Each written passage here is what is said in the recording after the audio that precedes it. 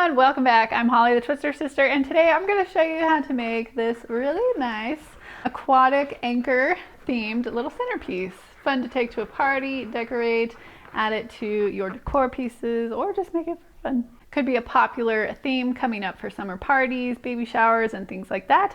So I wanted to show you how to make this. It looks really nice, and I hope you like it. A little bit more of the decor side today.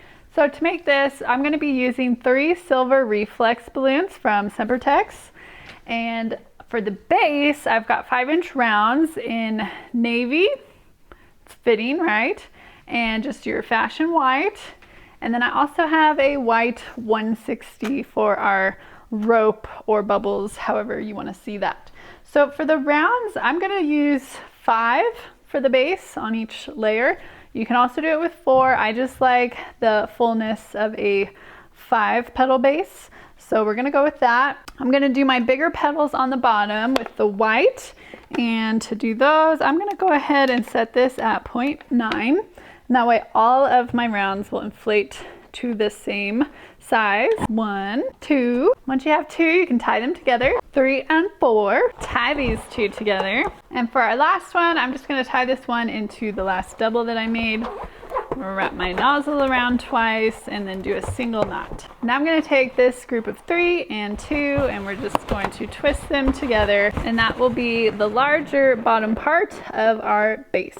For the next layer up, I'll be using the navy 5-inch rounds, and so we're going to bring down our timer to, let's do 0.6. 1, 2, got our pair, 3, 4, and 5. We're going to tie that 3rd one in to our pair and then get our 3 and our 2 and bring them all together. Now to combine these bases, I'm going to take a nozzle that's long enough that I can work with it. You're going to get your white flower petals and kind of press them flat so you can fit your blue ones right on top. You're going to pull that nozzle through, wrap it all the way around really, really tight as you can wrap this, and then figure 8 it around some of your round balloons to lock it off. Now you'll have your 5 petal little stack. There's the bottom.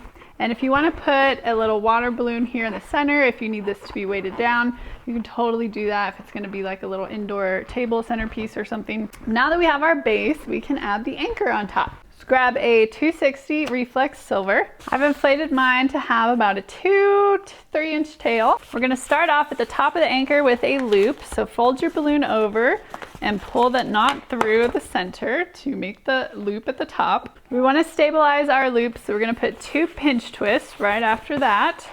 So I'm going to do 2 small round bubbles, twist those together, and then bring our remaining balloon through the center of those. That'll kind of get you 2 pinch twists, or you can make each one separately. Okay, so there we have our little top loop. If you want to, you can try to open it up a little bit because we will be putting something through the center of this in just a little bit. I'm going to go ahead and bring in my second 260 at this point just because it kind of helps me plan the sizing and proportions better as I go. So this one I've inflated to about a 4 to 5-inch tail. And we want to do the same thing. We want to start with a loop, and we're going to do 2 pinch twists after that loop. Okay, so you should have something like this. Is a lot like Rumi's sword, which I taught in the Twister just a couple weeks ago. All right, we're going to come over about if you have long fingers, a finger length. We want to do the same thing on the other side. So 2 pinch twists and a loop. Okay, so I've got my 2 pinch twists, and now I'm going to fold my balloon over to make a loop to match the other side. Okay, so we've got our 2 loops, and this is going to sandwich our anchor here. So we're going to come about 1 inch or 2 down below that first loop, and we're going to wrap this around and just sandwich it right in the middle and bring your remaining balloon into the pinch twist on the other side. And you can get rid of any extra you have left. Okay, and now you can decide if you want these loops to be facing this way, or you can turn them both on their side, and that kind of looks nice too. So that's kind of artist's choice. All right, now we're going to come down for the bottom part of our anchor, which I'm going to come down about a 4 arms length, I guess. And we're going to do, guess what? 2 pinch twists and a loop. There's 1 pinch twist, number 2, and we'll finish it off with our loop, and you can get rid of the rest of this. And again, on the loop, you want it to be facing front so it matches all the other loops. You don't want it to be turned like this. You want to be able to see both sides of the loop from the front. Now, last 260. This is going to be for the curved part of the anchor that's going up on both sides.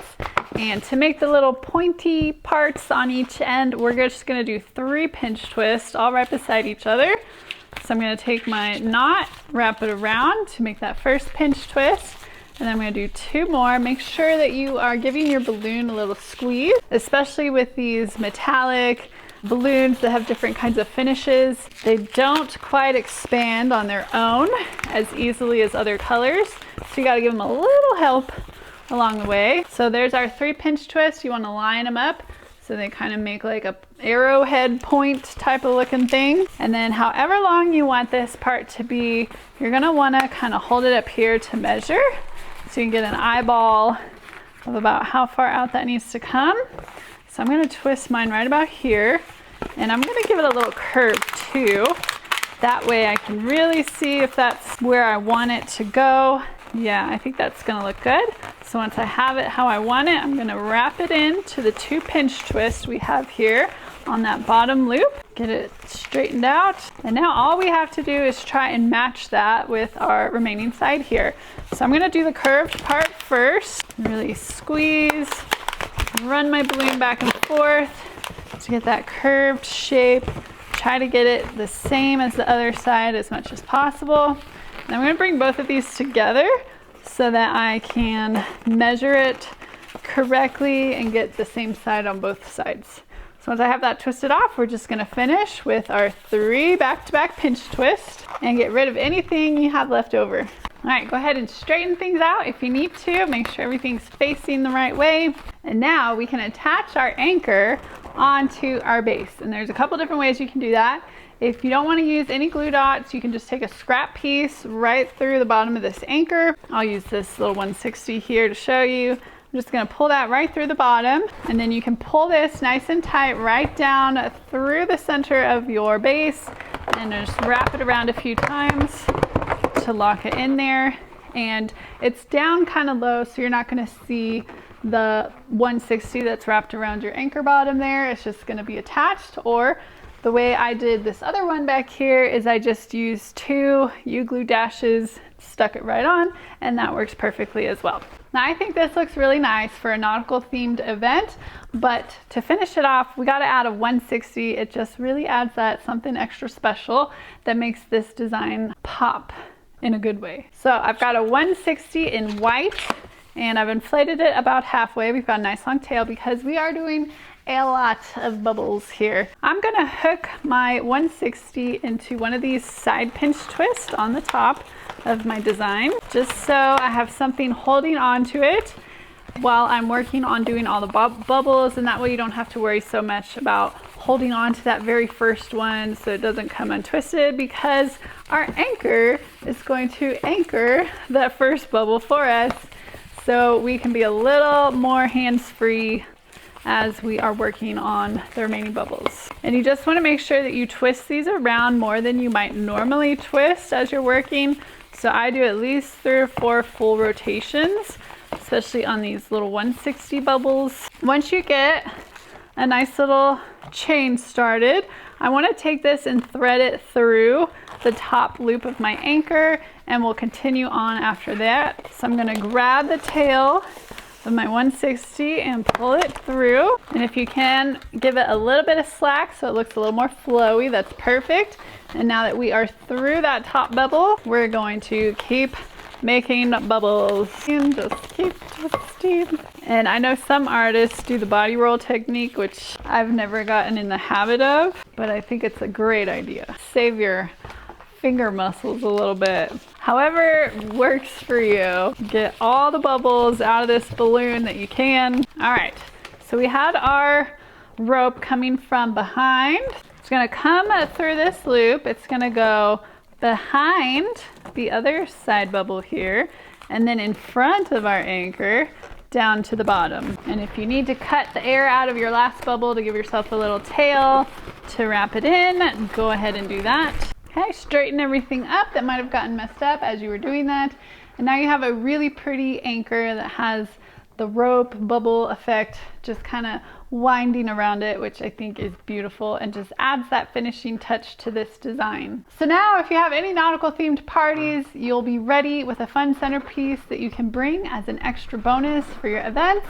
Or if you're doing any nautical themed baby showers or other decor work, you'll have a really nice anchor that you can set into your design wherever you need them. So let me know what you guys think of this. It's a little bit different than my normal twisting tutorials, but I think it counts and it's something fun to add to your skill set. I can't wait to see y'all's comments on this one. Please let me know what you think down below. And if you're interested in doing balloon work like this as a business to make a little bit of side money or full-time income, check out thetwisterhood.com. It's where I have a ton of resources for professionals who are serious about turning their passion for balloons into a working business, and we'd love to have you join us there. Otherwise, I'd love to see your photos of your balloon anchors this week in our Facebook group. It's free to join, and I'll be hanging out over there, so I'll see you there. Until next week. Bye everyone, happy twisting.